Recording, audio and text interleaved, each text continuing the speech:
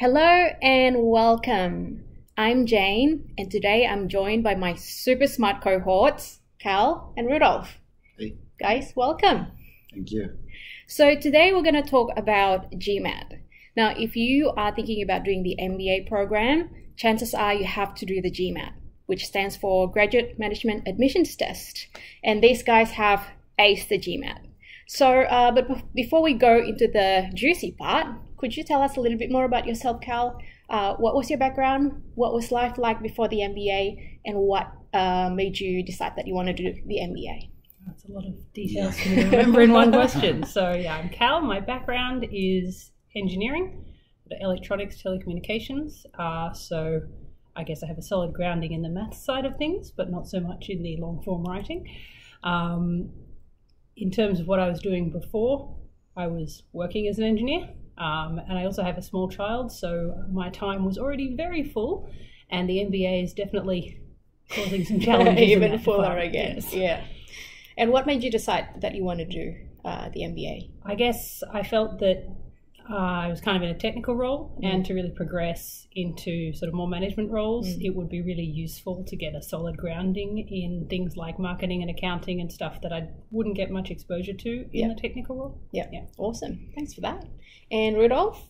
Yep. Where did you come from? What was life like before the MBA? And what made you decide to do the MBA? Yeah, so I come from Kazakhstan with 6 years of managerial experience from FMCG to retail. So I worked for P&G, then for largest retail in Central Asia, where for the last half a year I was leading the supermarkets and this convenience store channel strategy and the team doing the strategy.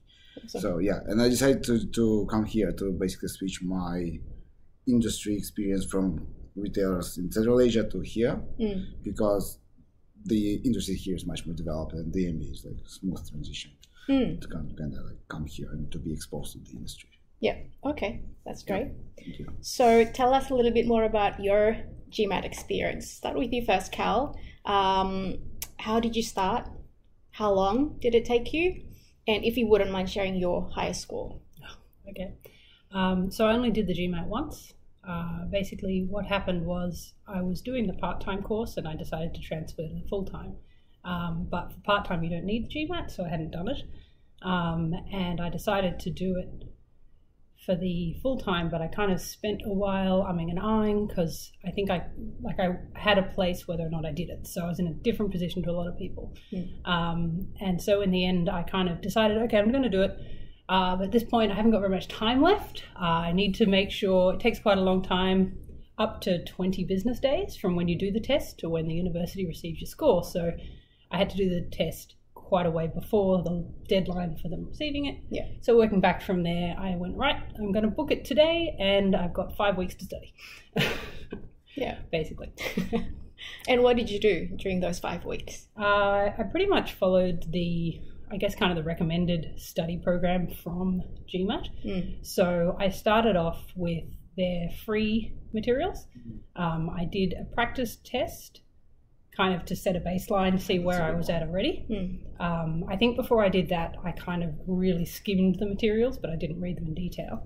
And then once I'd done that, I could kind of see where my strengths were, where I really needed to refresh a lot of maths that you kind of learn in maybe high school or the beginning of university and you haven't thought about it since. Triangles. Exactly, some geometry type stuff that you just haven't had to think about. So, and because they're quite logical questions, you need to be snappy with the maths so that you can actually do the logic side of it. Yeah.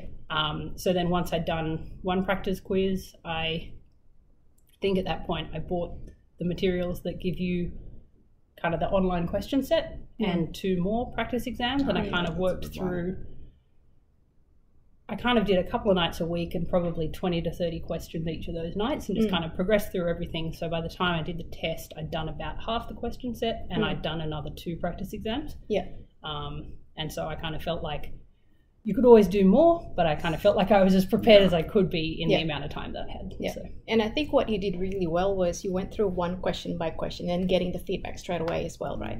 So you don't have to go through like 50 and then realize, oh, I actually got 45 wrong. Yeah, so I thought it was important to do both. Yeah. When you do the practice exam and you do the, 30 or 31 questions in a block where you don't get any feedback in between them, that's one type of practice. Yeah. But to actually kind of get the revision of the content, it was really good to switch the settings so that after each question, it immediately told you if you were right or wrong. Yeah. And then it just means that you kind of solidify the knowledge straight away rather than waiting until the end where you sort of don't remember what your thinking process was. Yeah, super smart. I did the long way around. Okay, great. And yeah, so what's your score you have to share? Okay. Well, my top score, as I said, my only score was 760. That's nice. So Carla is the recipient of the prestigious Luminous Scholarship, which means she's the smartest in the class. Well, it means I had the highest score out of some of the students. It's a great score. It's a great score. And Rudolph, your story? I have like long story and short story. Yeah. So short story, I had 2 or 3 months to kind of prepare, and I did spend each day 2 or 3 hours up to the test, and I actually got the results better than I expected. So it was a good stuff. And I needed this result because I want to join a GSM and I need the scholarships. Yeah. That's why I knew that I had to do better than the average mark. Yeah. So that's the short story. The long story, that before that I was like interviewing with BCG for half a year. One of the BCG processes, first step is basically GMAT based test. So I spent over GMAT questions, one more.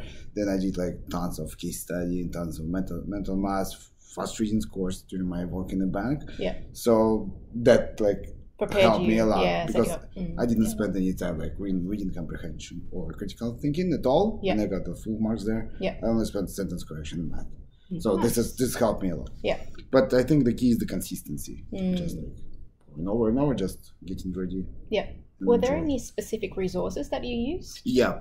There's one guy in Kazakhstan that's interesting who does special GMAT preparation course in math.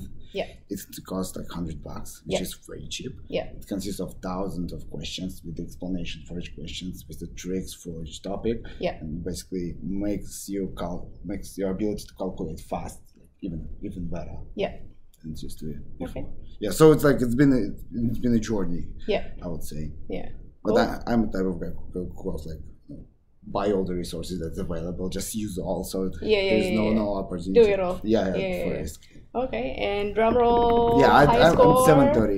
730. I also wanted once, and I was like, that's more than enough. I'm done with it. Yeah, over the 700. Yeah. That's it. Cool. All right, well, there it is. If you are interested to do the GMAT, I'll put down some resources down in the comment below.